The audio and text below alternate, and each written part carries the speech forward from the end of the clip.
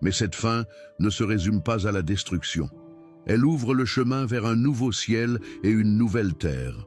Jean poursuit sa vision et déclare « Puis je vis un nouveau ciel et une nouvelle terre. Et je vis descendre du ciel, d'auprès de Dieu, la ville sainte, la nouvelle Jérusalem. » L'histoire de la chute se termine et commence l'histoire de l'éternité rachetée. Il n'y aura plus de mort, plus de douleur, plus de larmes. Le mal aura été vaincu non seulement par la puissance, mais par la justice et par la grâce. Et la création, autrefois souillée par le péché, sera restaurée dans sa gloire originelle, encore plus grande, car rachetée. Ce plan complet révèle quelque chose d'extraordinaire sur Dieu. Il n'improvise jamais. Tout a été préparé avant la fondation du monde.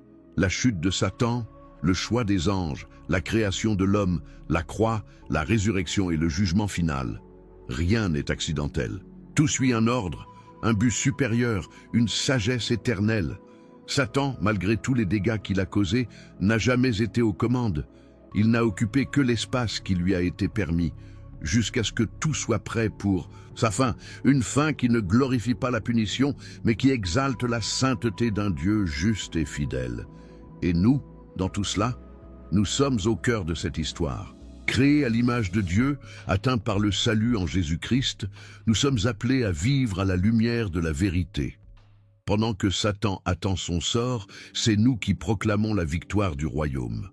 Non comme de simples spectateurs, mais comme des participants actifs.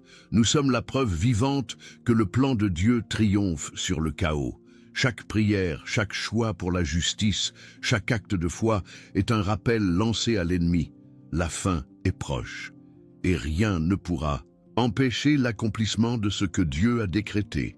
Le temps de la décision est encore ouvert. Le trône n'a pas encore été occupé pour le jugement, mais il est prêt. Et tous se présenteront devant lui, y compris toi. La victoire a déjà été acquise, mais elle n'est vécue que par ceux qui se soumettent au Seigneur de gloire.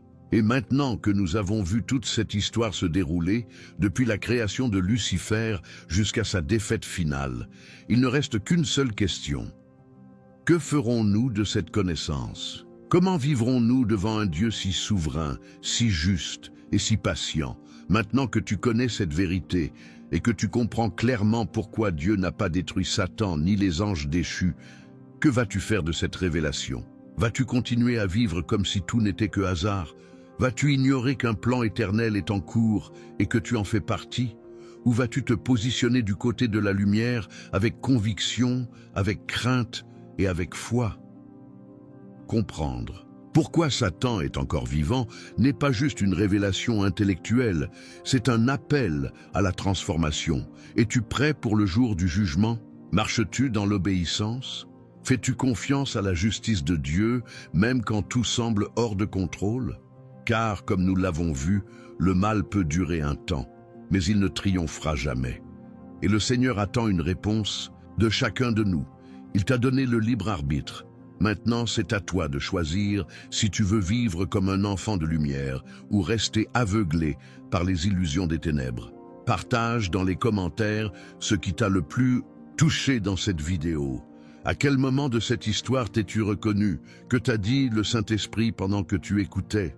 Ton témoignage peut être la réponse que quelqu'un d'autre attend. Les témoignages transforment des vies. Et si ce message a parlé à ton cœur, abonne-toi à cette chaîne dès maintenant.